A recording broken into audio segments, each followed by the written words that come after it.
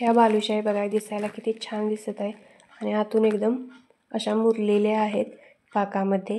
तुम्हाला पण बनवायचे असेल तर हा व्हिडिओ शेवटपर्यंत नक्की बघा। त्यासाठी मी एका बाउलमध्ये 1 वाटी मैदा घेतलेला आहे। वजनी प्रमाण बघायचे झाले तर 200 ग्रॅम मैदा मी इथं घेतलेला आहे। त्याच्यामध्ये चिमूटभर मीठ घालायचं। त्याचबरोबर कांदेपोहे खाण्याच्या चमच्याने आपल्याला सपाट पाव चमचा खाण्याचा सोडा घालायचा आहे। त्याचबरोबर 2 चमचे मी इथं वितळलेले तूप घातलेले आहे। त्यानंतर हाताने ते व्यवस्थित असं मिक्स करून घ्यायचं। ही स्टेप खूप महत्त्वाची आहे कारण त्याने ज्या आपल्या बालुशाही त्या खुसखुशीत होतात आणि त्याला छान असे पदर सुटतात। हाताने ते व्यवस्थित असं मिक्स करून झालं की त्याचा गोळा असा तयार व्हायला लागला की समजायचं छान असं ते मिक्स झालेलं आहे। आता त्याच्यामध्ये थोडं थोडं पाणी घालून आपल्याला हे एकजीव करून घ्यायचं आहे। तर ज्या वाटीने मी मैदा घेतलेला होता त्याच वाटीने मी अर्धी वाटी पाणी घेतलेलं आहे। अर्धी वाटी पाणी तर मला लागलेलं आहे आणि त्या अशा पद्धतीने व्यवस्थित असं मिक्स करून घ्यायचं। ज्याप्रमाणे आपण चपातीला पीठ मळतो त्याप्रमाणे आपल्याला अजिबात मळायचं नाही, ते फक्त एकजीव असं करून घ्यायचं आहे।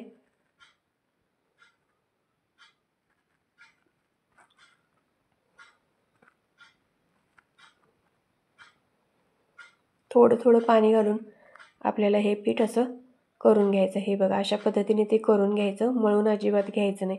आता हे झाकून 10 मिनिटं ठेवायचं। तोपर्यंत आपण पाक करून घेऊया। पाक करण्यासाठी मी इथं एका कढईमध्ये 1 वाटी साखर घातलेली आहे। ज्या वाटीने साखर घातलेली आहे त्याच वाटीने आपण 1 वाटी पाणी घालायचं आहे आणि पाक चिकट येईपर्यंत आपल्याला ते एकसारखं हलवत राहायचं आहे। एकतारी पाक अजिबात करायचं नाही। एकतारी पाक होण्याच्या आधी थोडासा गॅस आपल्याला बंद करायचा आहे, म्हणजे पाक चिकट झाला की गॅस बंद करायचा आहे। त्याच्यामध्ये 2 वेलच्या पण टाकायच्या आहेत। पाक चिकट झाला की गॅस बंद करायचा आहे। आपण आता पीठ भिजले आहे का ते बघूया। तर पीठ इथे छान भिजलेलं आहे। आता ते आपण घेऊया आणि पोळपाटावर अशा पद्धतीने ते पसरवून घ्यायचं। हातानेच पसरवून घ्यायचं, लाटण्याचा अजिबात वापर करायचा नाही। जेवढा हाताने पसरवता येईल तेवढं पसरवून घ्यायचं।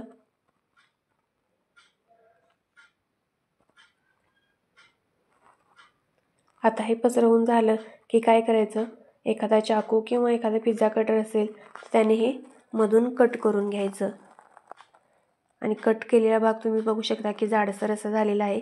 ते एकमेकांवर पुन्हा एकदा ठेवायचं, पुन्हा ते कट करायचं, पुन्हा ते एकमेकांवर ठेवायचं। असं तुम्ही जेवढा वेळा कराल तेवढं तुमचे पदर छान असे सुटतात आणि ते पुन्हा एकदा एकमेकांवर ठेवून असे प्रेस करत जायचं, म्हणजे त्याला पदर असे मस्त सुटतात।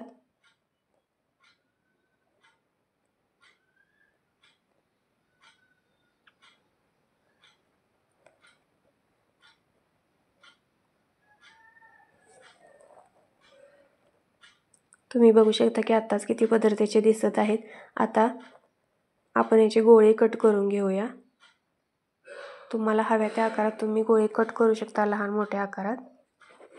1 वाटी मैद्यापासून इथे 6 गोळे तयार झालेले आहेत। गोळे तयार करून झाले की ज्याप्रमाणे आपण गोळा करतो त्याप्रमाणे हाताने अशा पद्धतीने गोळे करून घ्यायचे।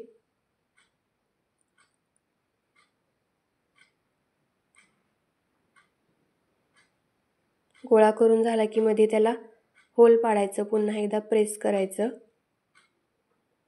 हे बघा अशा पद्धतीने त्याला दोन्ही साईडने व्यवस्थित असं होल पाडून घ्यायचं आणि पुन्हा एकदा प्रेस करून घ्यायचं।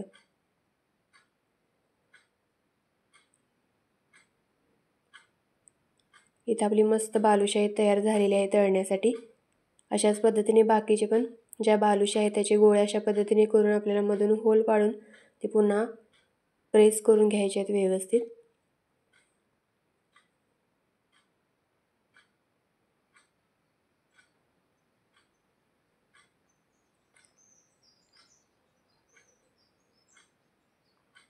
इथे मी सगळे बालुशाही तुम्हाला करून दाखवले आहेत, कारण की काही वेळा समजत नाही की गोळा कसा करायचा, असं केल्यानंतर पदर सुटतील का नाही। तर गोळे हे आपण जे रेग्युलर पद्धतीने करतो त्या पद्धतीने गोळे फिरवून आपल्याला अशा पद्धतीने करून घ्यायचे आहेत। यासाठी मी सगळे गोळे करून दाखवलेले आहेत।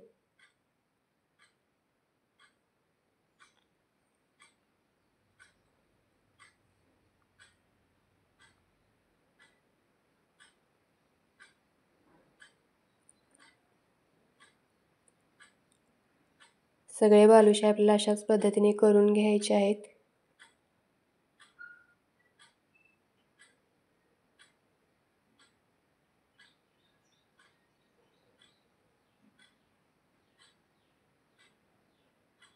बालुशाही तर सगळ्या करून झालेल्या आहेत. आता आपण त्या तळायला घेऊया. तळण्यासाठी तेल गरम करायचं. जास्त कडकडीत तेल गरम करायचं नाही. तेल थोडं कोमट असतानाच आपल्याला त्याच्यामध्ये ह्या बालुशाही बारीक गॅसवर तळून घ्यायचे आहेत. म्हणजे त्या आतून पण छान अशा तळल्या जातात आणि एकदम खुसखुशीत अशा होतात. तर बारीक गॅसवर दोन्ही साईडने आपल्याला त्या व्यवस्थित अशा तळून घ्यायच्या आहेत. तळल्यानंतर हे बघा मस्त अशा त्या फुगल्या जातात.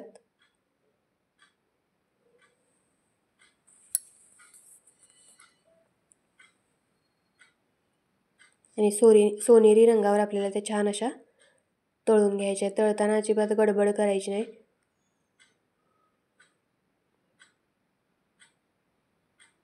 हे बघा छान असा त्याला कलर आलेला आहे. आता हे आपण निथळून काढून घेऊया प्लेटमध्ये.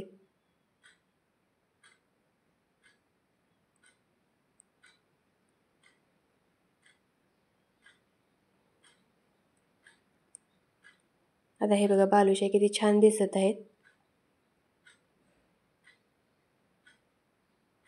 आता पाकामध्ये ह्या बुडवायच्या आहे. जर पाक थंड झालेला असेल तर थोडासा कोमट करून घ्यायचा आणि त्यामध्ये ह्या दोन्ही साईडने व्यवस्थित अशा बुडवून 2-3 मिनटं त्या पाकामध्येच ठेवून द्यायच्या आहेत. म्हणजे आतमध्ये पाक व्यवस्थित जातो.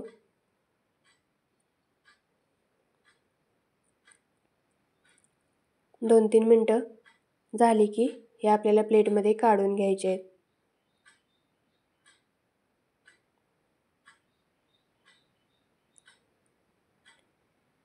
इथे आपल्या मस्त बालुशाही तयार झालेल्या आहेत.